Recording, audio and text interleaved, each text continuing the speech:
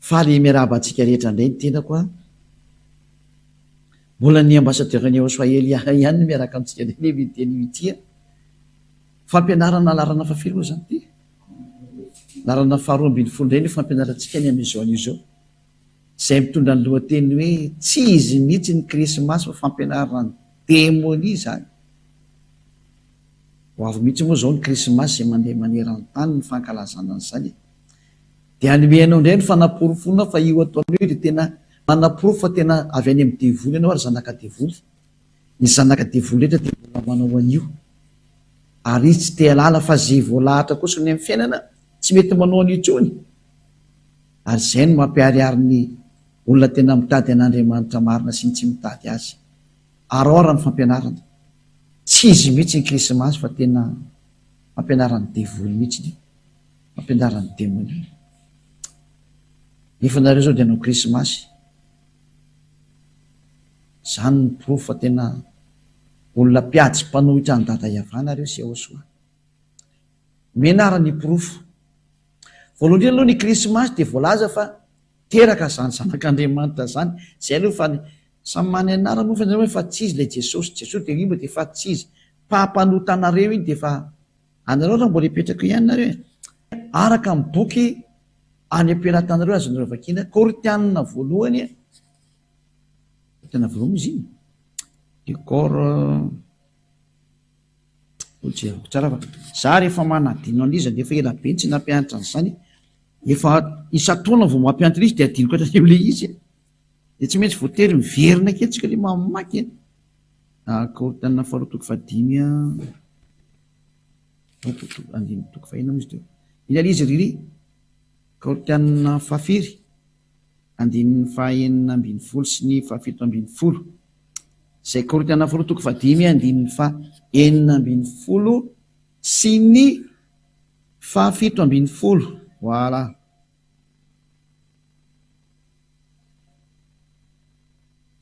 fa misy teo Korinthianina faharoa toko fahadimy andininy fahafiry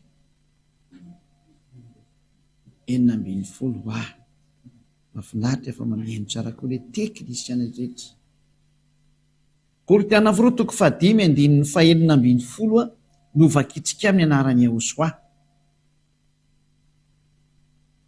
koa dia tsy mahalala olona araka ny nofo intsony izahay ny apôstôly moa zany dia efa nametraka mihitsy hoe tsy mahafantatra olona araka ny nofo intsony isika zany izay koa na dia nahalala ny Ahosoa araka ny nofo azy izahay dia tsy araka izany tsony no alalana anazy ankehitriny zany hoe tsy azo fantarina amin'izany nofo izany tsony izy ry mpiaino malala tsy azo fantarina amin'izy nofo izy ka tamin'izy teraka dia teraka tao amin'ny nofo zay naka nofo izy dia tsy azo atao zany matsiaro an'iny fahalalana napetraka i Ahosoa tamin'ny lalan'ny apôstôly zany ka io Ahosoa io zanak'Andriamanitra zay taonareo anarana tsy izy io zanak'Andriamanitra zay teraka io dia ny lalàna dia miteny hoe tsy fantatra araka izany tsony izy zao vakitsika indray amin'ny baiboly anakaiky indray tsy fantarina araka izany tsony izy Korinthianina faharoa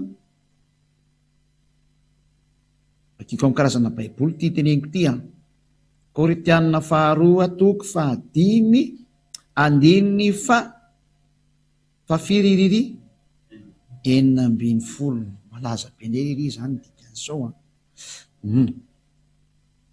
Korinthianina faharoa toko fahadimy andininy fahaenina ambin'ny folo koa dia tsy mahalala olona intsony araka ny nofo isika eny ka tsy mivoaka ny izy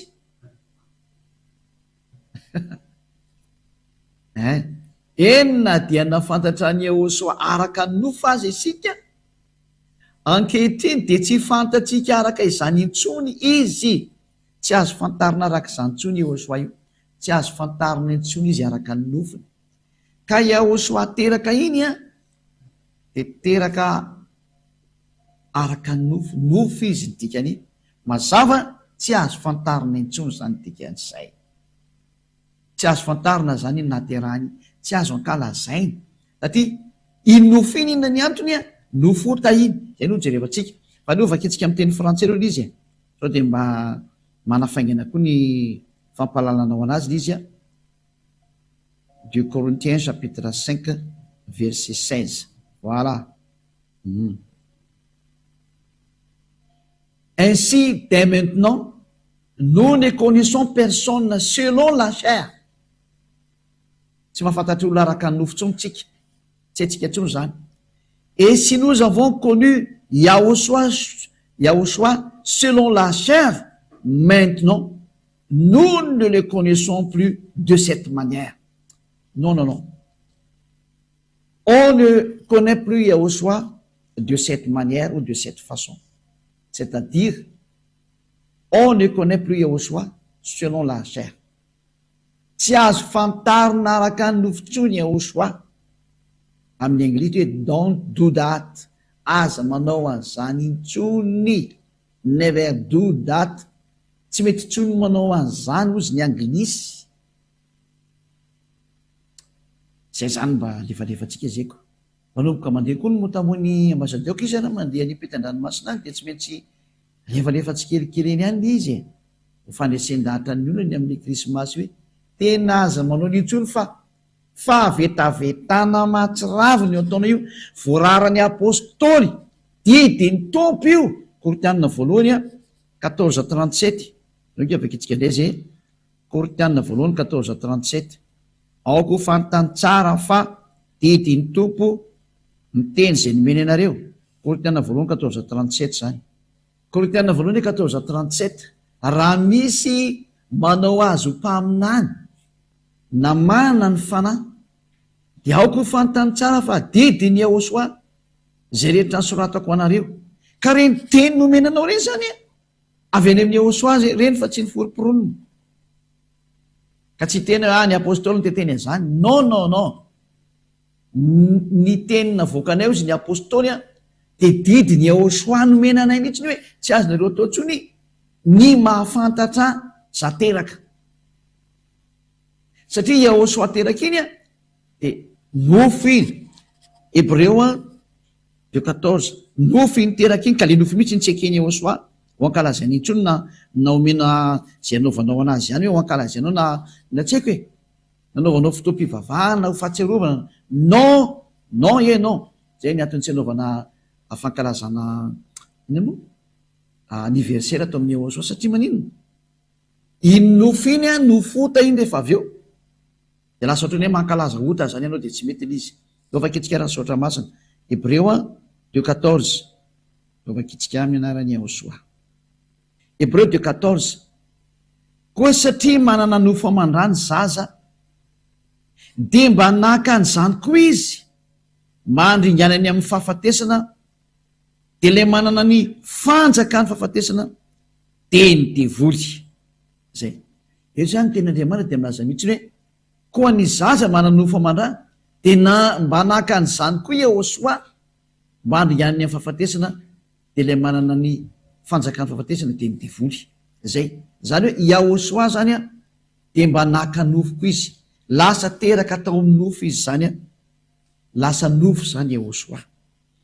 Izy niteraka iny zany nofo. Nanomboka atao amin'izy nofo jusk'izy maty nofo iny. Tsy azo ankalazaina mihitsy ny vaninandro io satria vaninandro nofo. Inona mahatonga ny apôstôly ny teny azay ary nanino Yahushua namoaka an'io lalàna io fa ny tena napetraka amintsika izy satria iny nofo iny dia nofo ota daholo iny. Fa rehefa nitsangana tamaty Yahushua vao tsisy ota intsony ny nofony. Nofo vaovao iny, nofo ny lanitry ny lanitra iny ilay tena tsy mety maty avy any amin'ny lanitry ny lanitra iny tena vatana hafa mihitsy iny. Fa raha vao nanomboka tamin'izy teraka juska hatramin'izy teo amin'ny hazo fijaliana, izy maty teo iny nofo ota daholo iny dia tsy azo ankalazaina. Aiza misy an'iny daholo fa kikende tsy tadidiko Romanina 8 nefa manizay raha sy diso. Romanina 9. Romanina 8:3 ka. 2:3. Romanina 8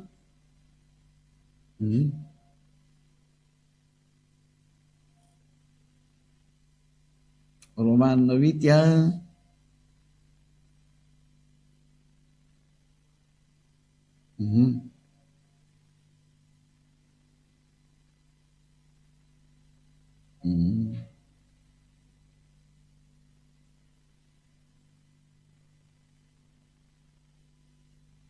zay moa izy.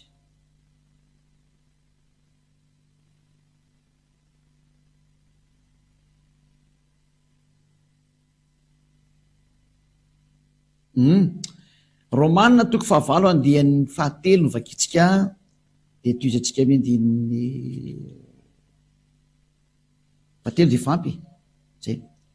Satria zay tsy vitany lalàna noho izy tsy nanan-kery azo nofo de vitan'Andriamanitra tamin'ny rany zanany tao amin'ny endriky ny nofom-pahotana. Rehefa ny rany zany io zanany io a de naka ny endriky ny nofom-pahotana. Zany nofo io zany a nofom-pahotana, mahitsy be mihitsy ny teny, naka ny endriky ny nofom-pahotana sy noho ny fahotana ka nameloka ny fahotana tao amin'ny nofony. Zany hoe nampidiriny tao amin'ny nofony Jehosoa daholo zany a ny fahotana rehetrarehetra. De zay na tonga le nofo hoe nofom-pahotana. Ka nofom-pahotana ny nofony Jehosoa nanomboka izy teraka jusk'izy teo amin'ny fijaliana. De zay ny antony tsy ankalazana an'ireo mihitsiny a satria nofom-pahotana io. Rehefa kitsika amin'ny teny protestanta katolika moa ny teny an'izy zany. Protestanta reo no fakitsika Romanina efa aleo zany le akanjo eto aty amin'ny lahady sy amin'ny sabotsy zay akanjo namboarinareo zany aleo aty amin'ny Jehosoa am'izay no entina tsy le hoe hiderana le tena marina am'izay le tena izy le manala amin'ny fahotana tsy le hoe entina ho anazy am'izay. Lasa mampalely be le akanjo tsy hita hoe atao ahoana izy nefany efa ambany vidiny ihany. Taraiky be kozy nareo ianao vao ny teny tsisy taraiky zany fa tsy very angely izy eto aty amin'ny Jehosoa. Vao miara anao faly be tena aty amin'ny Andriamanitra marina mitondra an'izany zavatra zany tsara be nge zany. Romanina 8:3 fa izay tsy hainy lalàna satria ny nofony nalemy azy de vitan'Andriamanitra tamin'izy niraka ny zanany naka ny endriky ny nofo ota. Zany hoe ty Jehosoa teraka ity zany a le io nateraka tao amin'ny nofo nandray nofo aman-dranja mba nandray an'izany nofo aman-drazany koa izy a de nateraka tao amin'ny nofo ka naka ny endriky ny nofo ota sy ny amin'ny ota ka nanameloka le ota tao amin'ny nofony. Zay zany nambarany Jehosoa hoe ity nofo ity o Jehosoa de nofo ota araka ny nampianariny tamin'ny apôstôly. Ka raha ianao zany mankalaza an'ilay Jehosoa teraka de ny lalàna an'Andriamanitra Jehosoa mihitsy no miteny mankalaza ota ianao. Zay ny tenin'ny Andriamanitra Abrahama. Zay rehetra mankalaza krismasy de mankalaza ota. Lalàna io fa tsisy namorona anio a. Ary lôzika be zany satria nalefa ny Jehosoa tao amin'ny tenany daholo ange ny fahotana. Zay hoe tonga izy manavitra ny fahotana. De zay fahotana rehetra nalefa tao anatin'ny nofony io de sy tiany intsony io mankalaza iny satria noentiny io daholo ny nofo. Ka raha mankalaza an'le nofony ianao a izy teraka de mankalaza an'le nofo ota ianao dikan'izay. Kanefa raha vao mankalaza nofo ota ianao de mitovy amin'ny mankalaza ota de mankalaza devolony hafarany. Jereo tokoa izy moa zany misokatra rehefa tonga ny andron'ny krismasy. Bara daholo no misokatra. Mampalely be fa rehefa tonga ny andron'ny fifidianana midy daholo mibara. Zany hoe le fifidianana zany no mahafantatra an'Andriamanitra nefa rehefa krismasy tsisy mahafantatra an'Andriamanitra fa lasa devolo zany mibahana be amin'izany sary zany. Mampalahelo nge le fietsika. Mampalahelo. Ka ny teny zany de mahitsy be hoe tsy mety intsony no manao krismasy satria mankalaza an'izany zanak'Andriamanitra teraka zany fa zareo fa tsy zanak'Andriamanitra raha teo. Fa de nisy nefa fandika-ndalàna mihitsy ty ataonareo ty satria mankalaza nofo ota nareo de mankalaza ota nareo a mankalaza devolony hafarany. Tsy ekeny Jehosoa mihitsy manao io sary io. Teraka izy fa tsy niteny izy hoe ankalaza io fahateraka io. Tsy teny zany mihitsy izy raha ny ato amin'ny Jehosoa zao de tsisy mihitsy zany. Fa ny fanafahana ny fahotana zany tena ankalazaina ato. Jehosoa fantsangana tamaty foana ny derina sy ankalazaina ato ary membo minahatra foana. De zao fanafahana ny fahotana ny olombelona zao a zany ny tena izy zany. Ka nafaka tamin'ny fahotana de izy nitsangana tamin'ny maty ny nafaka an'iny. Rava ny fahafatesana, rava ny ota. De zao atao tao amin'ny fanjakany Jehosoa zao. Fa tsy azo atao mihitsy mankalaza ny nofo ota nanomboka teo amin'ny azo fijaliana no hatrany amin'ny naterahana. Tsy azo atao mankalaza n'iny fotoana iny. satria nofota daholo iny rehetrarehetra iny zay. De zay ny antony tsy azo atao ntsony atao amin'ny Ôsoa ny mankalaza ny verset satria nofota iny. Fa raha misy eo ankalazainao reo azy te ankalaza ary azo atao tsara mihitsy izy ho famezam-boninahitra ny dada Evasy Ôsoa no ny afanafananao atao amin'ny Ôsoa ny resahako dia ianao natao batisa. Iny ny vaninandro goavanao anao iny satria tamin'ny ianao natao batisa iny nanomboka teo ianao le afaka tamin'ny fahotana olo vaovao zany ny mendrika ankalazaina amin'izay zany. Iny ny vaninandro goavana iny ary iny tena azonao tena anaovana fety be am'izay tiavanao anazy na nasanao fokon'olona na vahoaka tsy fantatry no masianao am'izany mety be mihitsy satria tena andro lehibe ho anao iny satria lasa olom-baovao ianao. Zay zany de mifarana treo ny teniko fa tsy lava be moa ty fampianarana anankiray ty fa fohy de fohy fa tena hatrany de nivendikanina nomeko anao hoe tsy azo atao io fa mankalaza ho tenao ny tena marina. Efa ny alany Ôsoa io fa tsy afaka etenako io nge fa tsy nivoaka anazy ka izy mihitsy noteny hoe tsy mety io. Amaly anazy ianao zany. Rehefa mamaly ianao zany de iny ny proof fa tena devoly ianao. Satria izy tompony ara miteny hoe tsy mety io sary ohatra nofotana io ataonao io ankalazainao io e. De tsy azo tsika tsarovana arak'izany tsony izy. Mazava be ny tenin'ny apôstôly teo hoe tsy azo tsarovana arak'izany. Tsy mety ny mahatsiaro an'io, tsy mety ny mankalaza an'io, io izy teraka io. Tsy mety io.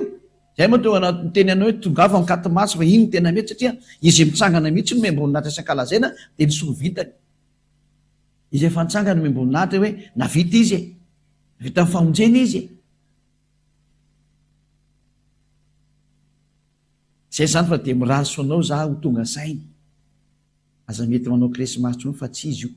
Aza manaraka ny lohan'ireo mpitondra fivavahana efa manipy anao any amin'ny elo io, mbola tsipy ny fanompiro indray anao zao. Fa de be zao no atsipy any amin'ny elo amin'io fotoanan'ny krismasy io hiazakazaka ny daolo indray rehetrarehetra ho atsipy any amin'ny elo satria de hiditra any amin'ny fandikan-dalàna indray ary de ho ataony iny e. Tena ho ataony mihitsy tsy mivaky leo izy. Fa ianao zay mandreha kosa ka tonga saina tsaro fa fitiavana zao tenin'ny Elia zao manarahany Elia. Aleo tsotsotso azy tsotsotso fa ianao mba mivily lalana am'izay maro sarera am'izay ndao naraka ny Elia. Ny farana ny teny koa toka fa ho tonga saina ianao na ianao zany teny zany ary tsy hitanao an'izany krismasy antsoa satria tena ny devoly zany hevitra zany. Ary mankalaza devoly nareo amin'ny hevitra io satria ota io ankalazainareo izy ho Ôsoa. Zay no mahatonga ny apôstôly hoe tsy azo atao tsony zany, tsy fantatsika tsony zany zavatra zany. Soatra masina tena tsy fantatsika tsony zany, tsy ataotsika tsony zany nefa ianao mbola manao ihany. Mpandika lalàna ingena hoe zany no mahadevoly ny devoly, mpandika lalàna. Zay no mampanota anao de mba tonga ava saina.